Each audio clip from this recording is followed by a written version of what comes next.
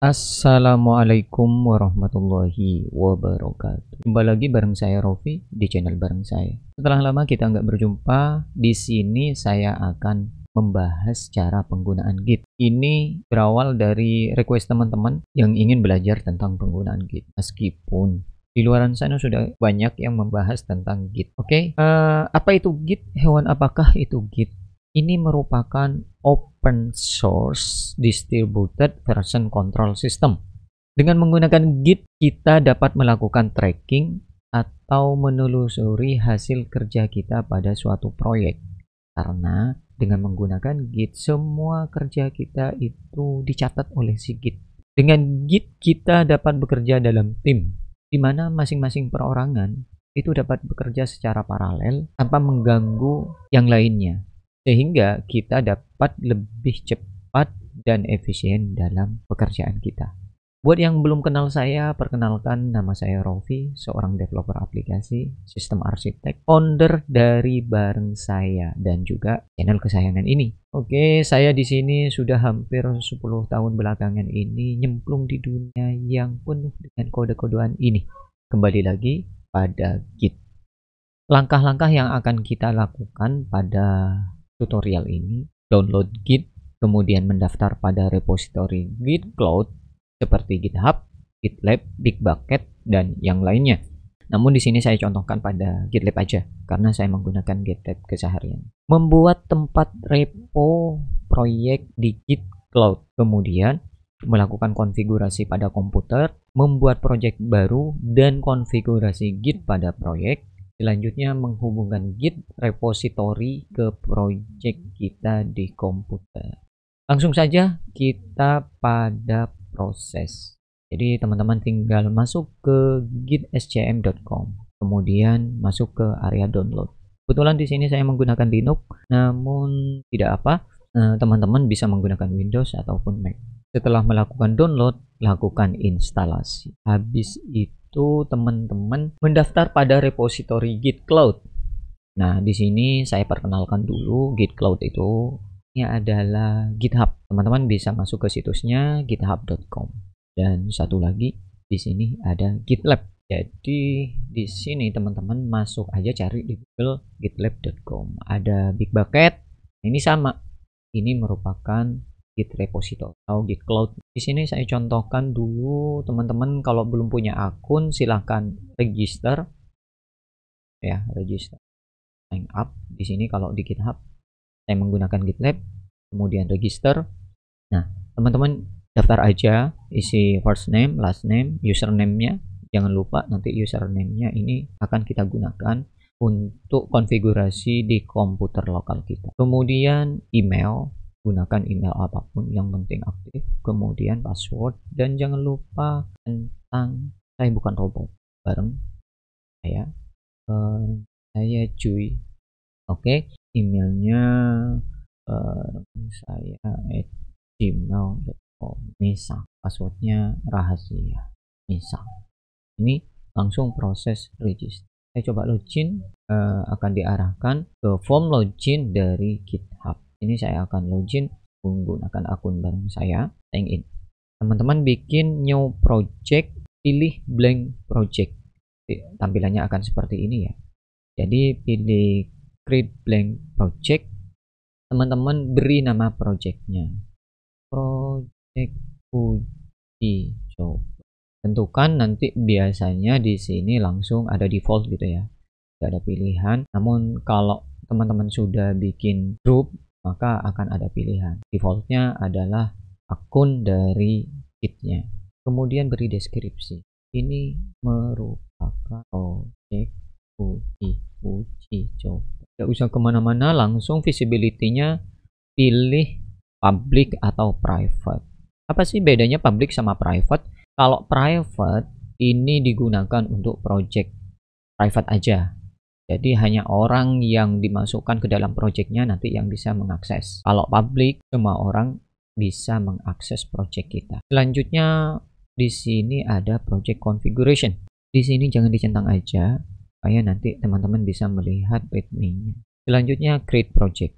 Dan ini dia Ada instruksi yang bisa kita ikuti kalau teman-teman merupakan pengguna Git. Kan pertama kali Git Global Setup ini harus dilakukan. Nah, ini yang akan kita coba nanti. Selanjutnya, teman-teman bisa langsung lompat ke push an existing folder kalau sudah membuat project di komputer. Kalau belum, maka ini yang akan dilakukan. Jadi, ini sudah jadi, tinggal kita bikin projectnya.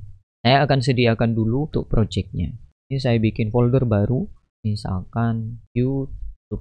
Dalam folder YouTube sini saya bikin folder, new folder belajar. Oke.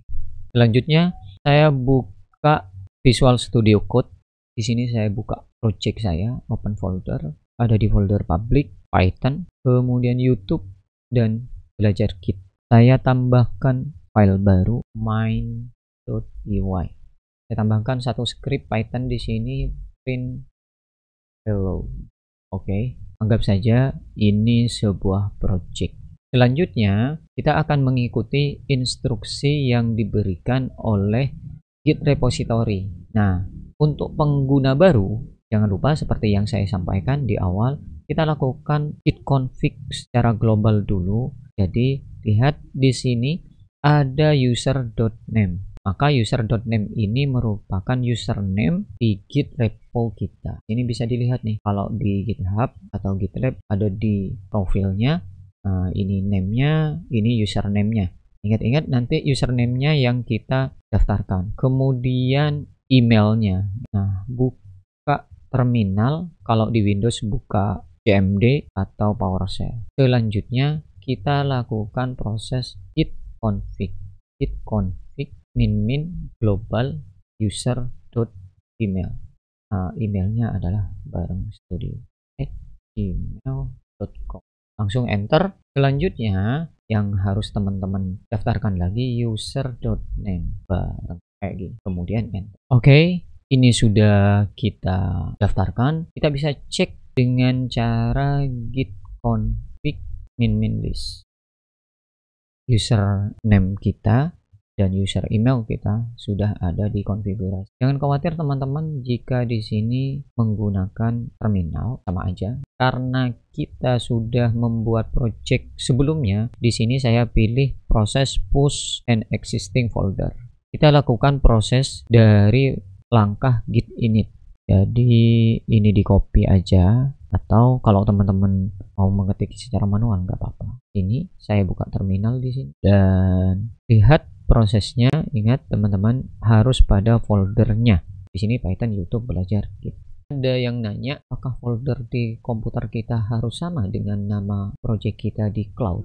Ini contohnya project uji coba. Di komputer kita nama projectnya adalah belajar Git. Nggak harus sama. Jadi lakukan saja git init gitu. Nah, kalau branch kita mau diarahkan ke branch dengan nama lain, maka lakukan proses seperti ini, initial branch main, kemudian enter. Kita sudah melakukan inisiasi terhadap Git. Langkah selanjutnya kita harus copy alamat Git repository kita yang ini, git remote at origin. Nah, ini yang paling penting. Gunanya adalah project kita terhubung dengan Git Cloud ini. Kita copy, kemudian kita paste di sini. Kalau di Windows tinggal klik kanan aja langsung paste. Oke, kemudian enter. Nah, kita sudah mendaftarkan atau menghubungkan Git Cloud kita ke Git repo. Nah, langkah selanjutnya di sini kita lakukan git add dan git commit. Oke, kita lakukan git add.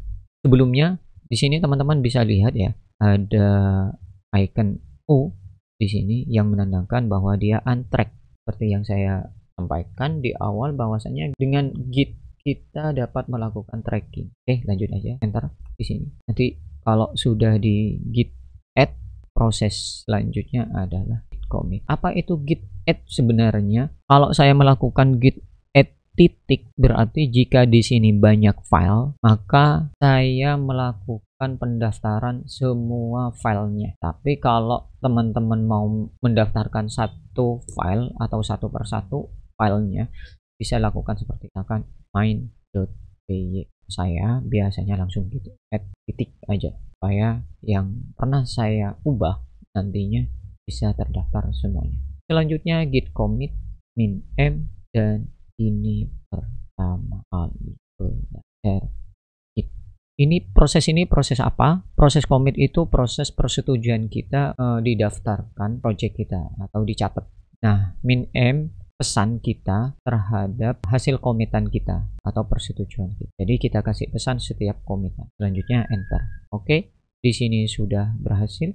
Selanjutnya kita lakukan git push terhadap git cloud kita atau git repo kita yang ada di cloud. Apa itu push? Push itu berarti kita melakukan submit ke git cloud repo kita. Oke, kita coba di sini langsung aja git push min u origin main gitu, karena branch pertama kita tadi inisiasi menjadi main.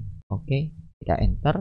Kalau kita menggunakannya di Visual Studio Code, ini sebenarnya terminal yang kita gunakan di sistem kita, apapun sistem operasi kita. Selanjutnya saya masukkan user bareng, kemudian passwordnya. Oke, nah ini berhasil terkirim ke git repo kita. Kita bisa cek di git repo kita. Nah, saat ini masih posisinya kayak gini. Kalau teman-teman misalkan masih baru belajar dan takut lupa proses ini, di copy aja dan ditaruh di catatan. Nah, di sini supaya kita tahu apa yang sudah kita kirim ke git ini, ke repo kita bisa refresh karena dia tidak auto refresh. Dan kita sudah mendapatkan di sini satu branch namanya main, dan di sini juga ada catatannya. Ini pertama kali belajar git yang barusan kita ketik di git commit-nya, dan di sini filenya sudah ada di sini. Kita bisa lihat isi filenya persis seperti yang ada di project kita di komputer. Itu dia.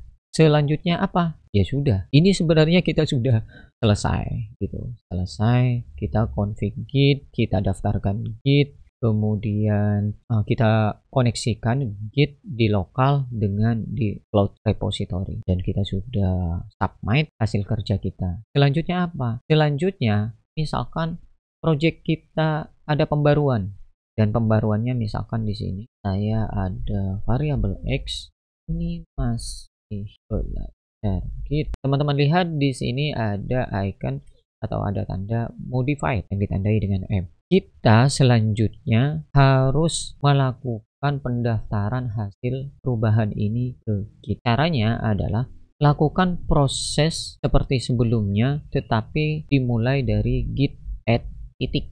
Di sini sudah kita daftarkan, kemudian git commit min m. Dan pesannya apa? Setiap kita melakukan commit, pasti kita juga sebelumnya melakukan perubahan yang beda-beda. Maka pesannya harus berbeda pula. Ada perubahan di file main. Oke, enter. Dan selesai. Di sini sudah hilang. Dan selanjutnya kita push min u origin main. Gitu. Dan enter. Selanjutnya kita bisa cek di repository kita. Oke, kita cek. Nah, di sini catatannya sudah masuk. Ada perubahan di file main.py. Oke, itu dia proses git yang kedua. Kita bisa lakukan tracking berdasarkan submit kita, komitan kita. Kita bisa lihat apa yang sudah kita kerjakan gitu. Bisa dilihat di historinya. Bisa lihat di historinya. Nah, ini 1 menit yang lalu, ini 6 menit yang lalu. Bisa saja berhari-hari gitu. Kalau teman-teman ingin melakukan tracking menggunakan Visual Studio Code juga bisa. Teman-teman bisa install extension di Visual Studio Code namanya GitGrab. Ada GitGrab, ada Gitlens. Gitlens ini gunanya untuk apa? Kalau teman-teman lihat, ini saya coba zoom dulu kayak gede. Nah, di sini ada catatan nih, kamu 3 menit yang lalu. Ini dikerjakan oleh Gitlens. Kalau GitGrab, teman-teman bisa melakukan tracking. Nah, di sini di bawah sini ada nih, tinggal klik aja. Ini hasil tracking dari gitnya. Ini kalau teman-teman klik, teman-teman bisa lihat terangan detailnya. Dan pesannya ini contoh yang ada di main.py pertama kali. Ini yang kedua saya contohkan, dan di sini juga ada perubahannya. Bisa diklik, nanti ini sebelumnya, ini sesudahnya. Itu aja yang bisa saya sampaikan untuk belajar penggunaan kit dasar. Oke, kalau ada pertanyaan jangan lupa tinggalkan komentar, jangan lupa like, subscribe, dan share kepada teman-teman supaya ilmunya jalan. Oke, see you next time, keep coding, dan tetap semangat. Assalamualaikum warahmatullahi wabarakatuh. Salam bareng saya.